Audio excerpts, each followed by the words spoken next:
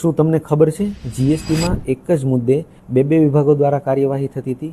મુદ્દો 1 અને 2 વિભાગ નોટિસ નાખતા હતા, પરંતુ હાલમાં સુપ્રીમ કોર્ટે આના ઉપર એક ઐતિહાસિક ચુકાદો આપ્યો. આ ચુકાદો 14 ઓગસ્ટ 2025ના રોજ આવ્યો. Armour security India limited versus commissioner CGST Delhi.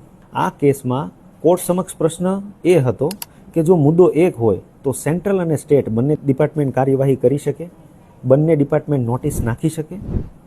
આના ઉપર સુપ્રીમ કોર્ટે જવાબ એવો આપ્યો કે જો મુદ્દો 1 હોય ને તો કાર્યવાહી પણ એક જ ડિપાર્ટમેન્ટ દ્વારા થવી જોઈએ. જો એક ડિપાર્ટમેન્ટે ઓલરેડી એ મુદ્દા ઉપર નોટિસ નાખી છે તો બીજો ડિપાર્ટમેન્ટ આના ઉપર નોટિસ નહીં નાખી શકે. મુદ્દો અલગ હોય તો બીજો ડિપાર્ટમેન્ટ કાર્યવાહી કરી શકશે.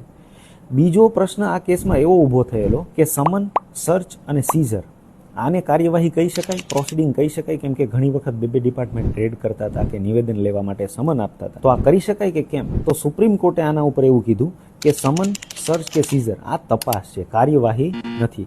કાર્યવાહી તો આ તપાસ પછી શરૂ થાય છે. નોટિસ, રિકવરી આ બધું આ તપાસ પછી શરૂ થાય છે. તો સમન, સર્ચ અને સીઝર તો કોઈ પણ વિભાગ કરી શકે, કદાચ 2 વિભાગ પણ કરી શકે, પણ કાર્યવાહી કે નોટિસ કે રિકવરી કોઈ એક જ વિભાગ કરી શકશે. માટે મિત્રો, ટેક્સ પેયર માટે તો આ એક મહત્વનો અને ઐતિહાસિક ચુકાદો છે, કેમ કે હવે ટેક્સ પેયરે એક જ અધિકારી સમક્ષ કેસ લડવો પડશે, બે અધિકારી સમક્ષ એક મુદ્દે નહીં જવું પડે. તો મિત્રો, આવા મહત્વના અપડેટ જાણવા માટે આજે જ અમારા પેજને ફોલો કરો.